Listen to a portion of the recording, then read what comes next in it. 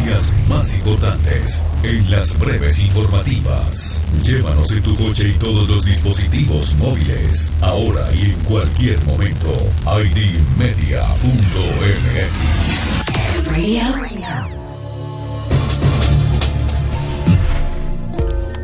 Muchísimas gracias por seguirnos a través de las breves informativas y escucharnos aquí en idmedia.mx a través de la plataforma digital. Como abren los titulares de este 27 de junio del 2025, la gran mayoría de los medios tradicionales de todos los impresos tienen en sus portadas el anuncio de la intervención de Vector Casa de Bolsa ante la acusación del presunto lavado de dinero. La Junta de Gobierno de la Comisión Nacional Bancaria y de Valores decretó la intervención gerencial temporal de Vector Casa de Bolsa, medida que implica la sustitución de sus órganos administrativos y representantes legales. Según el organismo, la decisión busca salvaguardar los derechos de inversionistas y clientes ante las posibles implicaciones derivadas de las sanciones emitidas por el Departamento del Tesoro de los Estados Unidos. La intervención de Vector se suma a las realizadas a CI Banco e Intercam Banco, también como respuesta de los señalamientos del gobierno estadounidense por presuntas operaciones relacionadas con el lavado de dinero de los cárteles mexicanos. La Asociación de Bancos de México señaló que la situación no representa un riesgo sistémico para el país y que el sistema bancario se mantiene sólido y bien capitalizado. Añadió que la intervención busca dar certeza a los mercados, permitiendo que las instituciones operen con normalidad mientras se verifica el cumplimiento de las disposiciones regulatorias. La reacción, en cambio, en los Estados Unidos fue inmediata y legisladores tanto demócratas como republicanos celebraron las sanciones que dan por hecho esta culpabilidad de las instituciones financieras en México. La senadora Marsha Blackburn declaró que el secretario del Tesoro, Scott Bessent, impide que esas tres instituciones mexicanas vinculadas al lavado de dinero operen con bancos estadounidenses, y el legislador Tim Scott respaldó la medida por atacar instituciones clave en el lavado vinculado al comercio ilícito del fentanilo. En fin, recuerde que el Departamento del Tesoro, ayer se lo comentábamos, había indicado que tenía algunos escritos y pruebas, inclusive depósitos que había registrado entre 2003 y 2019 por más de $40 millones en Vector Casa de Bolsa, y estos estaban de alguna u otra forma vinculados al exsecretario Genaro García Luna. Sheinbaum criticó enérgicamente la decisión del Tesoro estadounidense, afirmando que no se han presentado pruebas ni evidencias de estos señalamientos. Inclusive la mandataria indicó que no se encubrirá a nadie ni habrá impunidad en México, pero se debe de demostrar el lavado con pruebas contundentes, no con dichos. A lo que el Departamento del Tesoro contestó de manera firme y contundente que el Departamento del Tesoro puede aplicar estas medidas sin evidencia pública si existen motivos razonables para sospechar vínculos con actividades de lavado de dinero. Dura la respuesta. Esperemos ver cómo se desarrolla esta información. Hoy es viernes, va a descansar un poco el tema en ese sentido, pero el lunes le tendremos toda la información de cómo ha evolucionado este tema del lavado de dinero en tres instituciones financieras en México. Noticias nacionales. Olga Leticia Chávez, diputada de Morena, confesó que resume con inteligencia artificial las iniciativas para conocer el contenido que se discute en el Pleno. La legisladora respondió así a los señalamientos de la oposición, que acusó a la mayoría de Morena y aliados de avalar la propuesta de modificación al dictamen que expide la Ley del Sistema Nacional de Investigación e Inteligencia en materia de seguridad pública, la denominada Ley Espionaje, sin conocer su contenido, ya que se hizo público de madrugada apenas unas horas antes de su discusión. Hay que recordar, ayer le informábamos que el diputado del PRI, Rubén Moreira, denunciaba el albazo, ya que se añadieron de última hora 450 páginas que desde luego era imposible leer y también discutir en el pleno de la Cámara, y por tal motivo denuncia el albazo a la ley espionaje. Chávez dijo que la inteligencia artificial puede resumir un dictamen de 205 páginas, como el que estaba a discusión, en solo 15 minutos, por lo que recomendó a diputados del PRI a actualizarse luego de llamarlos ignorantes. La diputada de Morena también arremetió indicándole que los personajes del PRI no se han actualizado. Dice, hasta ahorita no mencionan ni siquiera los avances que ha tenido la ciencia. Si nosotros, refiriéndose a la bancada morenista, metemos esta iniciativa a una inteligencia artificial y no las puede redactar en la mitad del tiempo, es prudente que sea utilizada, ya que te lo reduce hasta en 15 minutos.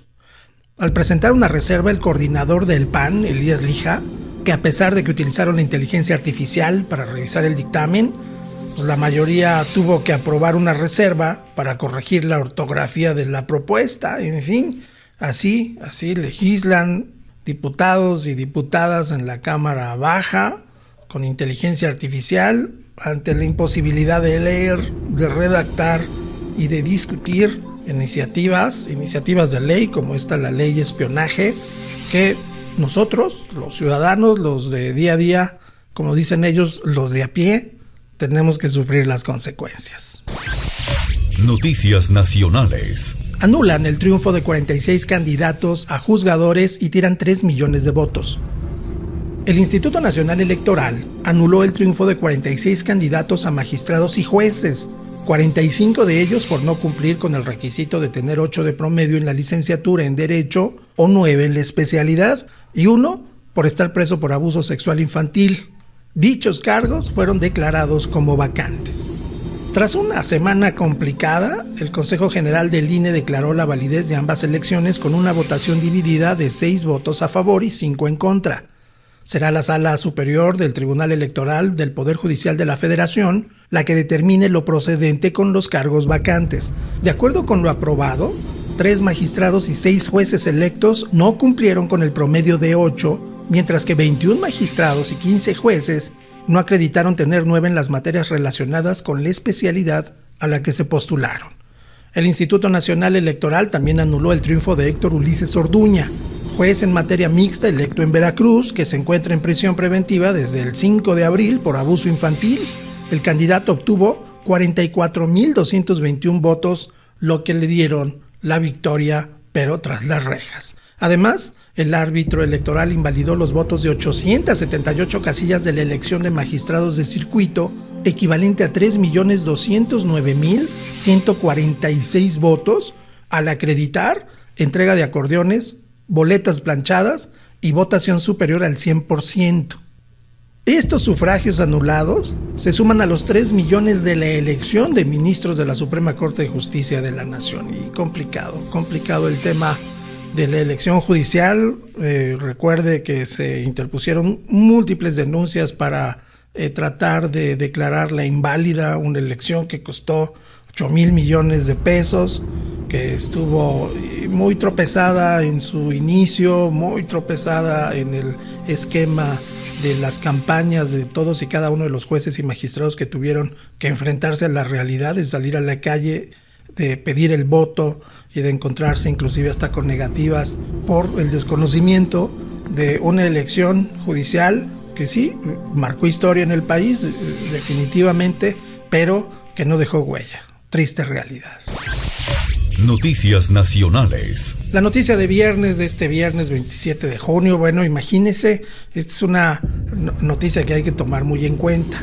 Detienen a una mujer rusa, por amenazar a su esposo, un adulto mayor, con un machete en Bosques de las Lomas. El adulto mayor dijo a los policías de la Ciudad de México que tuvo una discusión con su esposa, quien lo agredió física y verbalmente, además de que lo amedrentó con un machete. Imagínese usted. Policías de la Ciudad de México detuvieron a la mujer por amenazar a su esposo y bueno, los elementos de la Secretaría de Seguridad Ciudadana Capitalina atendieron este reporte de agresiones en un complejo habitacional ubicado en la calle de Laureles, de la colonia del Bosque de las Lomas, allá en la alcaldía de Coajimalpa de Morelos, en la Ciudad de México. De acuerdo con los protocolos de actuación, la policía y los elementos detuvieron a la mujer en posesión de un machete de aproximadamente 15 centímetros de largo. Asimismo, a petición del adulto mayor, la ciudadana rusa fue enterada de sus derechos constitucionales y fue puesta a disposición del agente del Ministerio Público correspondiente, quien determinará su situación legal. Bueno, esa es la noticia del viernes y bueno, aquí queda la moraleja. Tenga cuidado procurar en todo momento la civilidad para evitar este tipo de hechos. Quizá aquí el impedimento pudo haber sido la comunicación, en fin.